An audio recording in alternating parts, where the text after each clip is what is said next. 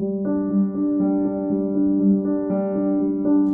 My dear student. तो अब हम देख रहे हैं हमारे एनसीईआरटी क्लास 11 पार्ट 2 का रेडॉक्स चैप्टर का एक्सरसाइज क्वेश्चन 8.27। आपको क्या करना है?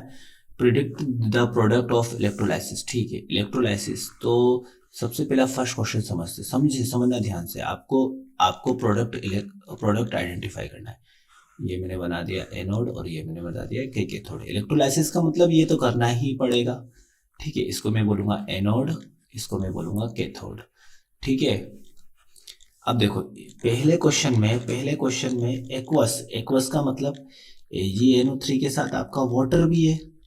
ठीक है, तो कितने एनायन हुए? एक हुआ Ag प्लस, एक हुआ आपका H प्लस।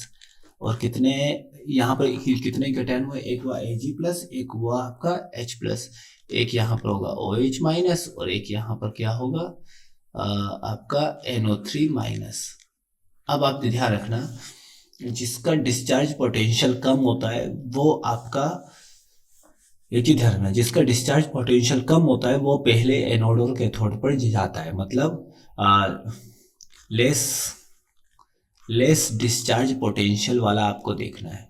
ठीक है, लेस डिस्चार्ज पोटेंशियल वाला देखना है। ठीक है, अब आप अपने इलेक्ट्रोकेमिकल सीरीज में Ag और H प्लस में लेस डिस्चार्ज पोटेंशियल इसका ज़्यादा होता है, इसका कम होता है। तो ये आपका कहाँ जाएगा? देखो, इसमें इलेक्ट्रॉन की कमी है। ये क्या है? कैटायन है, इलेक्ट्रॉन की कमी है। जब इसमें इलेक्ट्रॉन की कमी है तो ये आपका क्या इलेक्ट्रॉन को गेन करेगा।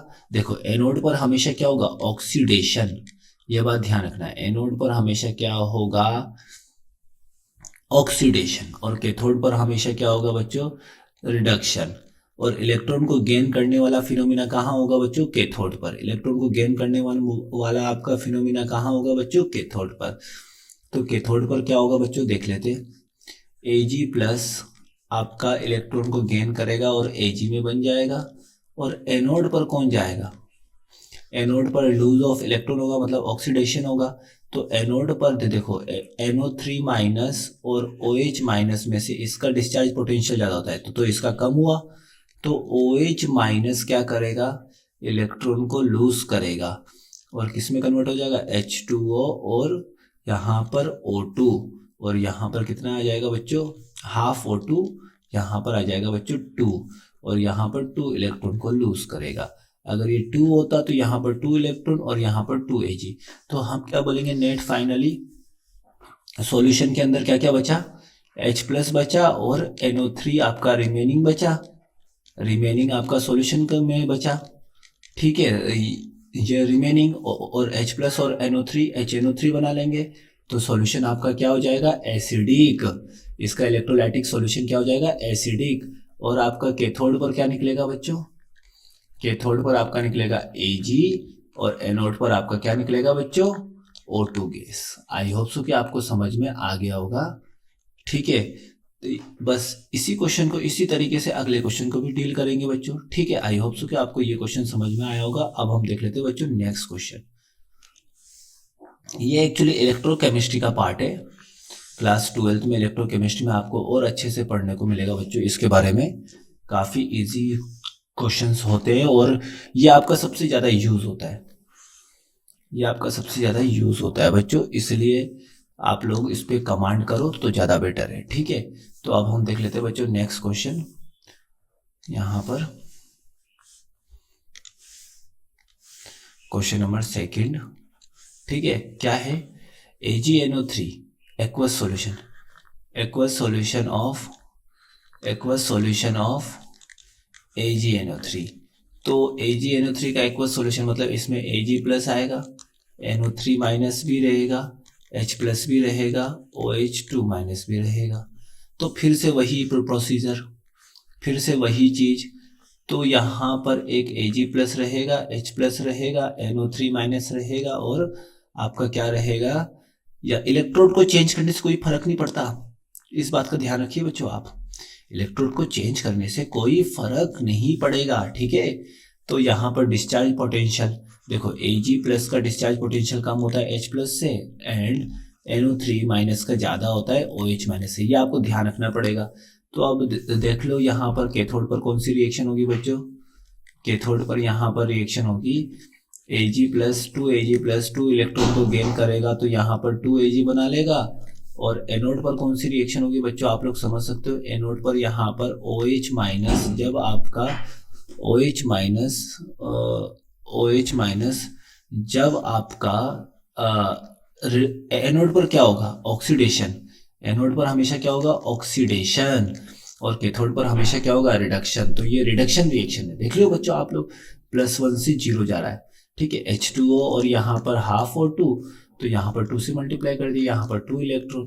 तो आप देख सकते हो कि यहाँ पर एनोड पर आपका क्या निकला बच्चों, एनोड पर आपका निकलेगा यहाँ पर O2, और कैथोड पर आपका क्या निकलेगा बच्चों, यहाँ पर कैथोड पर आपका निकलेगा, कैथोड पर आपका Ag कलेक्ट हो जाएगा, ठीक है बच्चों। इस तरीके से हम इस क्वेश्चन को सोल्व कर सकते हैं। और remaining in solution HNO3 is remaining in solution. I hope so कि आपको आप समझ में आ गया होगा, काफी इजी क्वेश्चन है, ठीक है।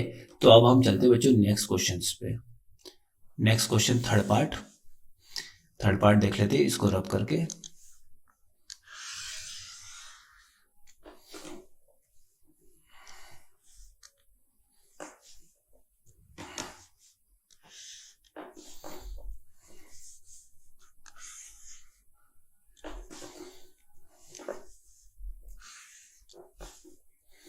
इसको रब करके हम लोग थर्ड पार्ट देख लेते हैं बच्चों।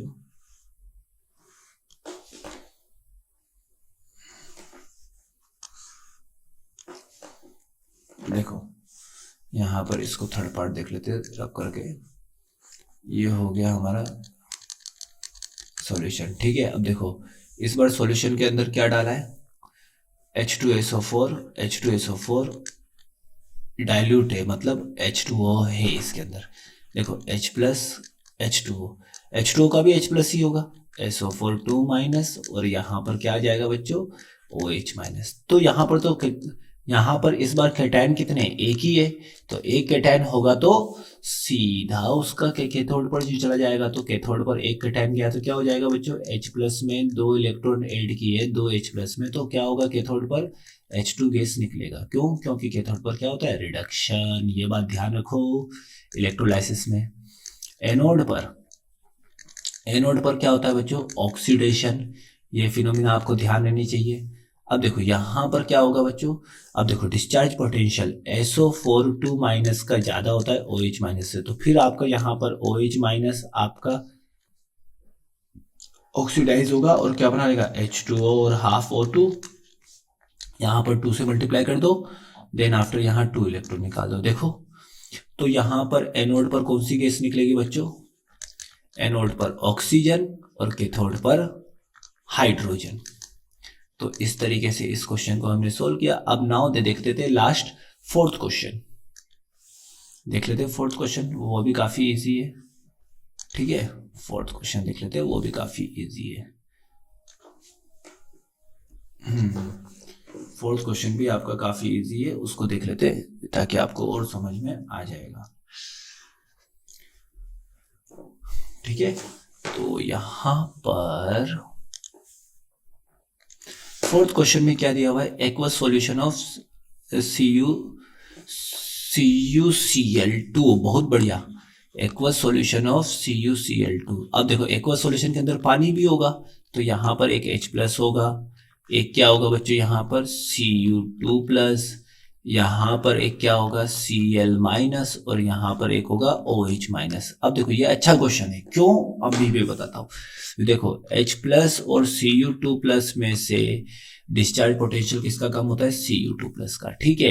ये तो आप इलेक्ट्रोकेमिकल सीरीज में बच्चों इस बात को ध्यान रखो कि जो जितना नीचे आएगा उसका डिस्चार्ज पोटेंशियल उतना ही कम होगा, ठीक है। जो जितना नीचे आएगा मतलब जिसकी वैल्यू जितनी पॉजिटिव होगी उसका डिस्चार्ज पोटेंशियल उतना कम होगा, जिसकी वैल्यू जितनी पॉजिटिव SRP होगी उसका डिस्चार्ज पोटेंशियल उतना कम होगा। बस इस चीज को ध्यान रखो। अब देखो Cl- और OH- में से किसका डिस्चार्ज पोटेंशियल कम होता है, Cl- का। तो देखो अब यहाँ ये जाएगा एनोड पर और ये जाएगा आपका कैथोड पर, ठीक है। तो यहाँ पर Cu2+ 2 इलेक्ट्रॉन को गेन करेगा तो Cu बना लेगा और एनोड पर कौन जाएगा, Cl माइनस, दो Cl माइनस, इलेक्ट्रॉन को लूज करेंगे तो Cl2 गैस निकालेंगे और 2 इलेक्ट्रॉन। तो यहाँ पर एनोड पर क्या बना बच्चों हमारा, Cl2 गैस, और कैथोड पर क्या जमा हुआ, कैथोड पर क्या कलेक्ट हुआ, Cu। तो रिमेनिंग क्या बचा सॉल्यूशन, रिमेनिंग सॉल्यूशन में बचा H2O जो कि क्या है, न्यूट्रल। ठीक है, न्यूट्रल। ठीक है, तो इस तरीके से हमने इस क्वेश्चन को सोल्व किया। आई होप कि आपको ये सॉल्यूशन अच्छे से समझ में आया होगा। So thanks for watching.